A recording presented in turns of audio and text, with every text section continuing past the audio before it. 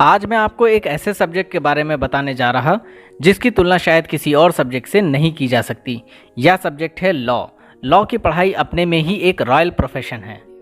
ये एक ऐसा सब्जेक्ट है जिसकी ज़रूरत आज के समय में सबसे ज़्यादा हो गई है। लोगों की ज़रूरत ही नहीं, न्यायपालिका को भी नए सोच के साथ युवाओं की ज़रूरत है। कोई क्षेत्र ऐसा नहीं जहां न्यायपालिका की ज़रूरत नहीं। यही कारण है लॉ अब एक डिमांडिंग करियर बन गया है। न्यायपालिका ही नहीं, कई ऐसे सेक्टर भी हैं जहां लॉ एजुकेटेड लोगों की ज़रूरत होती है। कॉरपोरेट सेक्टर से लेकर के सरकारी विभागों तक लीगल एडवाइज़र चाहिए होते हैं।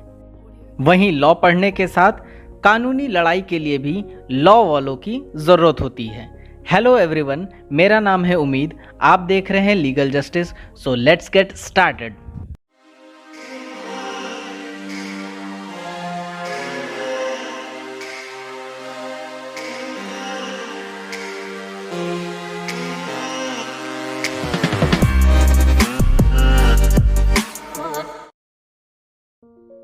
लॉ की पढ़ाई करने के लिए आपके पास दो विकल्प होते हैं।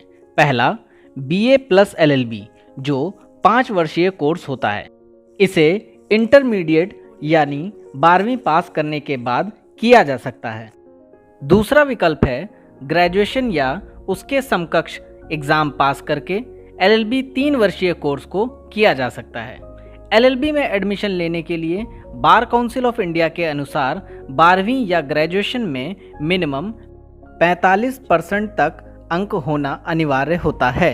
LLB का फुल फॉर्म है लीगम बैक्लोरियस। यह एक लैटिन शब्द है जिसका मतलब होता है बैचलर ऑफ लॉज। चलिए जानते हैं कैसे हम सिर्फ एक पढ़ाई पढ़ने से 5 बड़े मुकाम पा सकते हैं।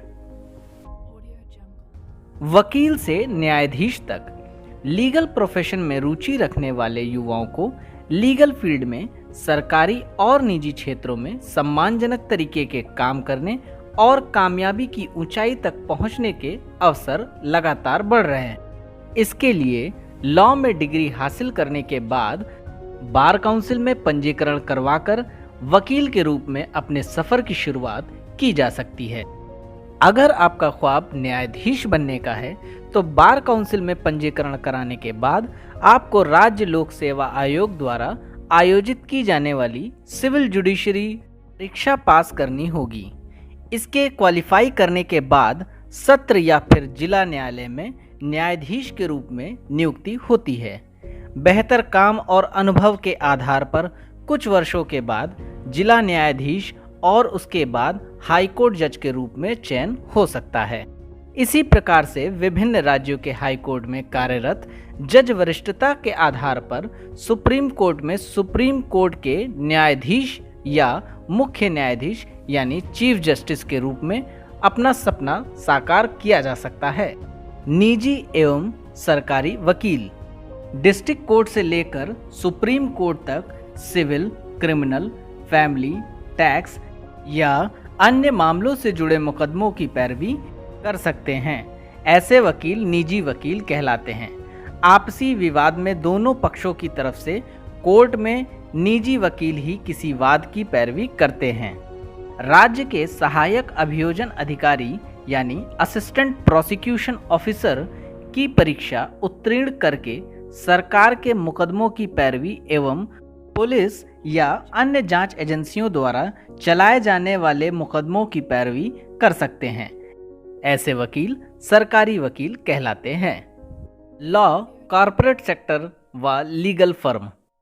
भारत एक विकसित देश होने के कारण कॉरपोरेट कंपनी के विस्तार के साथ साथ नई कंपनियां सामने आ रही हैं। इसके चलते इन कंपनियों को भी लीगल कंसल्टेंट या लीगल एक्सपर्ट की ज़रूरत होती जा रही है। ऐसे में बड़ी कंपनियां बाहर से वकील हायर करने की बजाय खुद ही लीगल विंग बना लेती है। ये लीगल विंग डॉक्यूमेंटेशन से लेकर सरकारी विभागों और न्यायालयों तक कंपनियों के हित के देखरेख करती है। ऐसे वकील कॉरपोरेट वकील कहलाते हैं। भ्रष्टाचार और आपराधिक मामलों की लगातार बढ़ती संख्या बड़े शहरों में देख लीगल कंसल्टेंसी देने वाली कंपनियां भी खुल गई हैं। ये अपने क्लाइंट्स को विधिक सलाह देने के साथ साथ उनके मुकदमों को भी स्थानीय से लेकर अपर कोर्ट में नियमित रूप से पैरवी करती हैं। ऐसी एजेंसियां लीगल फर्म्स या लीगल एजेंसी कहलाती है। Law cyber crime. हाल के वर्षों में ऑनलाइन गतिविधियां और बैंकिंग लेन देन तेजी से बढ़ रहा है, पर इसके साथ साइबर क्राइम यानी ऑनलाइन धोखाधड़ी बहुत तेजी से बढ़ रही है। ऐसे में साइबर लॉ के जानकारों की मांग भी बहुत तेजी से बढ़ रही है। साइबर फील्ड में आने के लिए लॉ ग्रेजुएट के साथ साइबर लॉ का शॉर्ट टर्म कोर्स करने की आवश्यकता पड़ती है और इसके साथ अपने करियर की शुरुआत साइबर क्राइम में कर सकते हैं। वकील से जूरिस्ट। LLB एग्ज़ाम पास करने के बाद LLM तथा नेट लॉ सब्जेक्ट से क्वालिफाई करने के बाद विधि के क्षेत्र में लॉ प्रोफेसर बनने का अवसर मिलता है और अगर आप PhD इन लॉ कर लें तो आप एक अच्छे विधिक अनुसंधानकर्ता यानी लीगल रिसर्चर या विधि विशेषज्ञ यानी जूरिस्ट बन सकते हैं। आशा करता हूँ आपको मेरा ये ऑडियो इन्फॉर्मेशन अच्छा लगा होगा और आपके लिए इन्फॉर्मेटिव होगा। तो इसी तरह से आप अपने लीगल जस्टिस चैनल को आगे बढ़ाइए, सब्सक्राइब करिए और बेल आइकन प्रेस करना ना भूलें। तब तक के लिए जय हिंद, जय